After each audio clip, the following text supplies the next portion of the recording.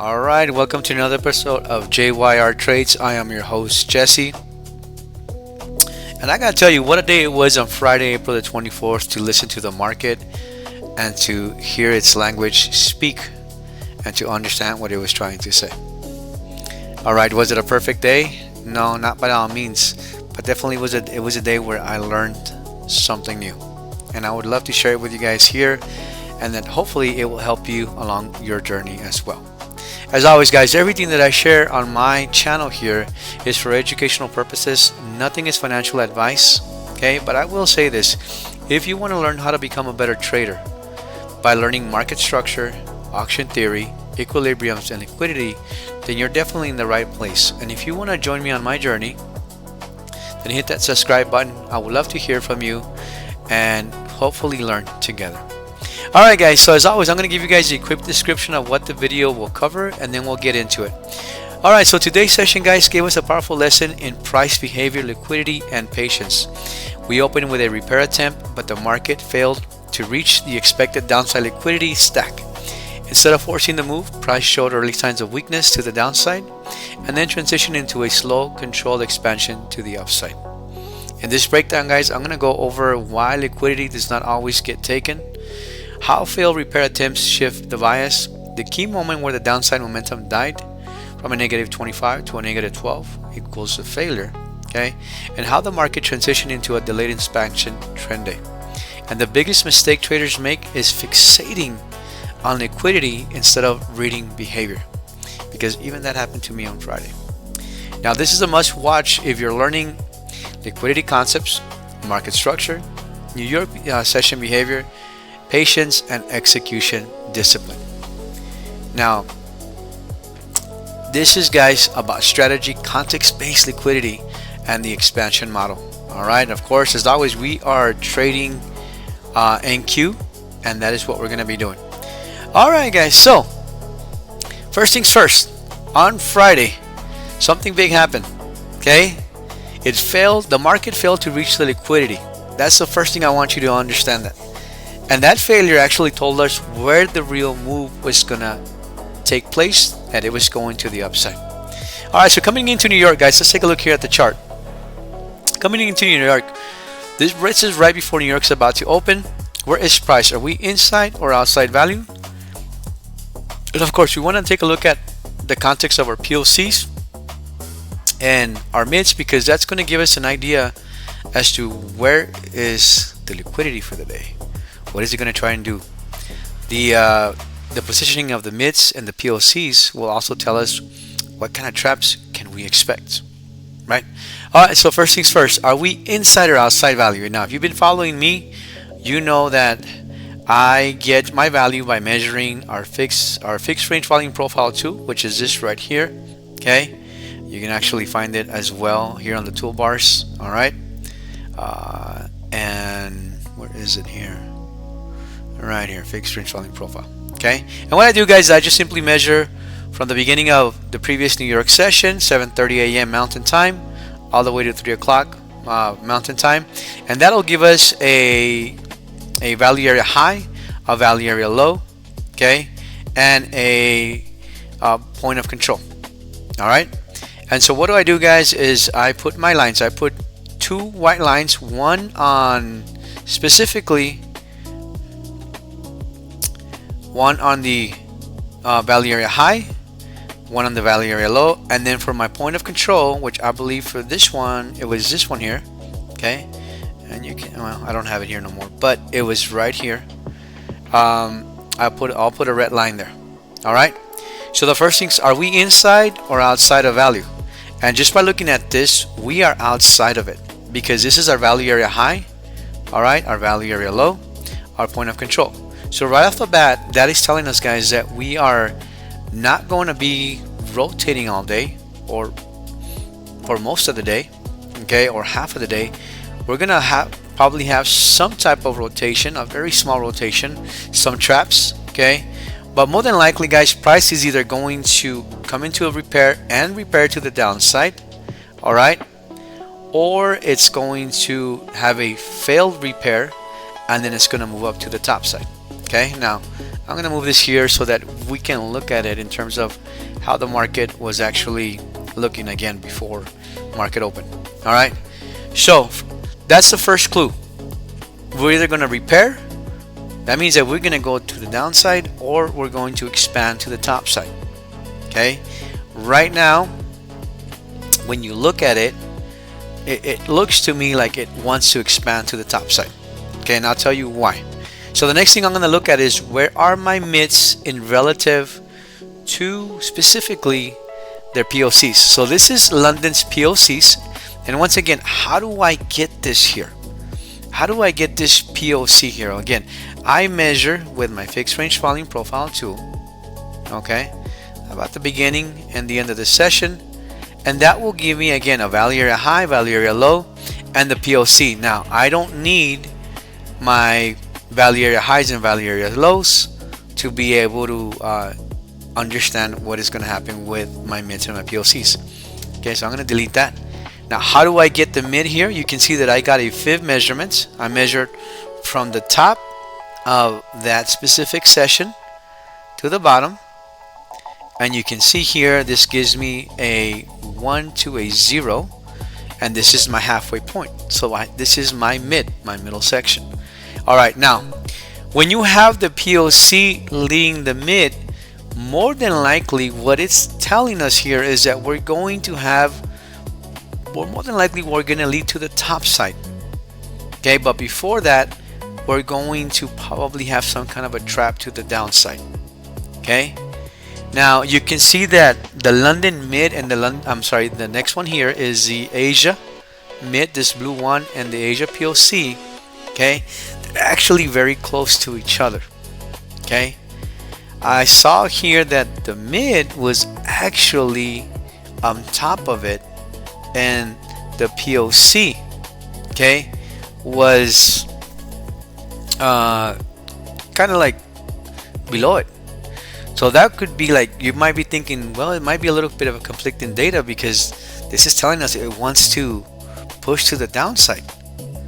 But the reality is that, where is our third POC? And that's actually one of the more heavy ones. Our New York POC is this one here. You look at New York POC, it's actually leaning topside. In other words, it's leaning towards New York value area high. I'm sorry. Okay. Leaning towards New York value area high versus New York value area low. So right off the bat, when we have this particular two mids already leading, and these are the heavier POCs leading the mids, that is telling us that, again, our bias is going to be long, and more than likely we're going to have some type of repair, and then it's going to continue. All right, now when I have this particular mid above the POC, that's telling me here that more than likely we're going to have multiple small rotations before we actually move to the top side. Okay, so let's talk about this here. So price, guys, opened up. Okay, price opened up, and you can see that we had a minor move. Okay, by the way, you guys may be wondering, how did you get your fib measurement? Okay, now the fib measurement, guys, it's really simple. All right, I went ahead and measured from top to bottom between Asia and London, and whatever distance that is, I go ahead and simply get the half of that, and that is how I do my fib. Once I have post migration happen, this is previous auction 0. This is the price where buyers and sellers agree. This is the fair value price. Okay, once price migrates, I put my 0 there. Okay, and so once migration happened, and it happened roughly maybe about 5-6 minutes into the market, 7:36. Okay, that's where I move my 0. Okay, so what did price do when it started? It went to the downside. Okay, all right, and then it kind of went up to about almost the 25. You can see that here. Came down to the 0. Okay, came to the 25, was at 25, failed to reach the 25 actually, and then it started coming down. Okay, now I gotta tell you, I initially thought price was gonna go down to my stack liquidity here. I have 2 POCs and 1 mid here. Not to mention that you also have, you know, London low here. Okay, and I can't remember which other one is here because I see another one here. Okay, actually it's yeah, London open here and London low. So you have a stack liquidity, so you have stack levels here, but more likely, more importantly, you have 2 POCs here. So what I did is I measure here between the 2 POs, the edges of those liquidity stacks, and that normally I target the 50. But I'm gonna be honest with you guys, as I was watching this unfold, I kind of got the sense, and I can't explain it, but over time you start to realize distance does matter. Okay, and then the tempo of the candles and all that matters. And on Friday the tempo was kind of a slow, controlled, and when I saw that, I realized this is not going to go all the way down to even, I didn't even consider the top of that POC. So what did I do, guys? I did enter here, by the way, and this was the only trade I took all day, but I knew this wasn't the real move, but I wanted to take it just because I felt like it was gonna go to the repair, and that was right here. Okay, understand that the context, location of your liquidity does make a difference. Understand that. All right, sometimes the liquidity is going to be before the repair, and it doesn't need to go all the way to the repair, right, to the edge of the value area high. In this case it was down here below, so this was the safest, closest structure. And again, the edge of the value area high is probably a safe target that is going to reach, trying to go on the fake move. So price hits that here. I decided to enter somewhere around here, and I'm gonna be honest, guys, it's all about patience. And I was a little bit impatient on Friday, to be honest, because when I went in here, I think I went on this candle here first, initially started moving and as you know, this is my auction zero. I should have waited until it cleared it, right? And what happened? It started coming back up. And I kid you not, I got a little uncomfortable here, a little bit, not a whole lot, because I knew this was structured. This was how we call it healthy drawdown. It was within the system. It was what I understand. And so what happened? Price eventually starts coming back down. It failed to reach close to that positive 25, and that's when I knew. I'm like, okay, it's gonna start coming down. Once it hit, I think it was this third candle here or this second one here, I actually increased my size, and initially I had my take profit here, and this was a serious move here. I mean, this was a, from here to here, guys, it was 140 points. This was massive, right? So, and I looked at it and I'm like, it just didn't feel right. It didn't feel right. I'm like, I think the session between London and Asia was over 400 points, and when it's massive like that, it doesn't have to go beyond the 50, usually the retracement. And to be quite honest with you, I didn't feel comfortable, and I said, well, it's gonna target the 25. That's a, you know, it's a not a given. You can't always say that 100% in trading, but I did feel that it was gonna be getting that value. I mean that value area high. So I put my take profit right before the value area high, and sure enough, as you can see, it did hit it. Okay, now this is the thing. The price started coming back up, hit the 25, as you can see here. All right, and what does it do? Comes back again down, and once you see, guys, that initially it does not reach the negative 25 anymore, or even past the original length. In other words, it lost some momentum. This came down. Okay, this came down a little bit more, but once it came back up and then it lost momentum and didn't reach the negative 25, this was the shift right here. This is where price was telling us, hey, buyers are beginning to take control. Buyers were beginning to take control. And the move, probably I would have said, where would the move have begun? Where you could have gone in once we had this last structure here, which is the last POC. Once that was cleared, that's when the move took off, and as you can see, it went down, it went to the 1. And again, once again, if you would have targeted just from the POC to the 1, you're looking at 134 points. That's one heck of a trade. If you had started from, say, the 12 here, okay, sorry about that here. But say you had started from the 12, again, 186 points. Okay. And you know, the crazy part is that this thing did not go all the way past the 125 actually. It actually just hit the one, you know, a little bit below that. But because we had a very large overnight range between Asia and London, the 1 was enough to get you a solid trade that day. Okay. Now I will tell you guys right here is the other, again, the main lesson that I want you to understand from today is this: price does not always have to go to the liquidity. By not going to all the liquidity, okay, it's doing two things. One, it's trapping one side of the market.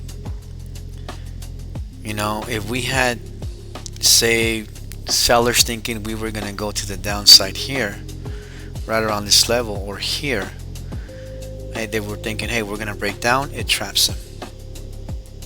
Okay, and that's pretty much what happened here. It doesn't always need it. Now, when I saw that price did not get the stack liquidity, this move was slow, it was methodical.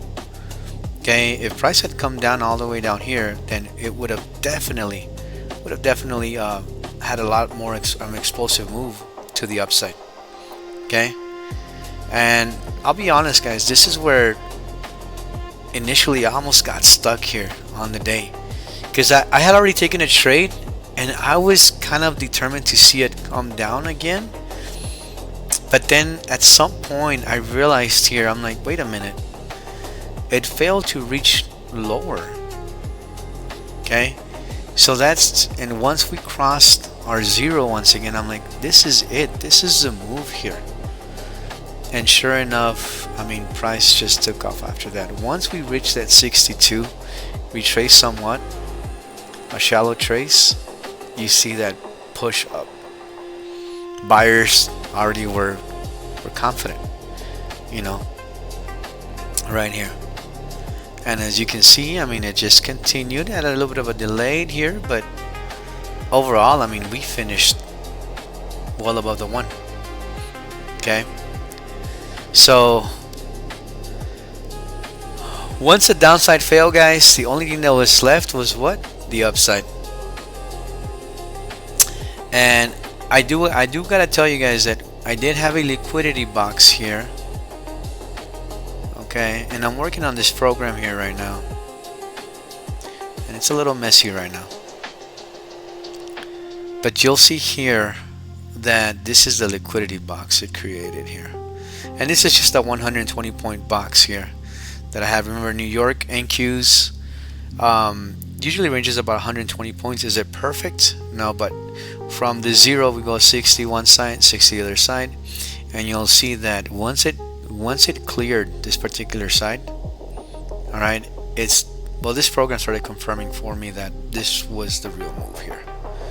Okay, I am working on this particular program, still not perfect, but this tells me the overnight range, the New York open, are we above value, are we inside value, the daily bias for the day, how many structures are above me and below that.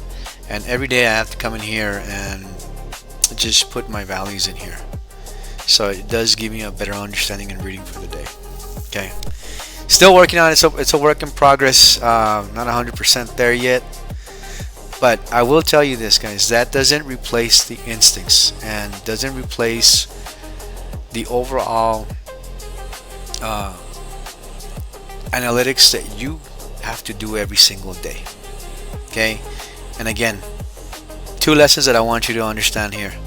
Once price failed to go the second time lower, that was the beginning of the move to the upside. And the second lesson I want you to learn is that price doesn't always have to get this stack liquidity. Not always. Okay? So don't get fixated. Okay? Remember, the context of location always plays a big part too. What was the overnight range? Overnight range was, like I said, it was over 400 points here.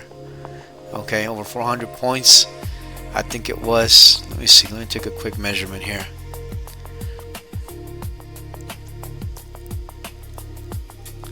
Yeah, right here. So usually, again, rule of thumb here, when it's over 400 points, you're looking at about a 12 to a 25 retracement. Okay. When it's less than 200 points, it can go anywhere between the 50 and the 62, maybe even more. Okay. And if it's over 300 and anything under 350 points, I think it's, or 300 points, it's like 50 and under. Okay, something like that. Those numbers vary by day, of course. You know, we can't predict the market, but having a structure, a system in place that you start to understand the overall behaviors and patterns, and it starts to giving you a better roadmap of what to expect. Alright guys, so the biggest takeaway today, liquidity doesn't always have to be taken, but when it fails to be taken, that's information, guys. Alright, and so when it stopped going down and it didn't go lower than the first time, that was telling us, hey, this is the shift to the upside. Okay. Alright guys, so if you're learning liquidity and market structure, this is the kind of day you need to study. Okay. And if you enjoyed this, once again, don't forget to hit that subscribe button, and we'll see you guys on the next.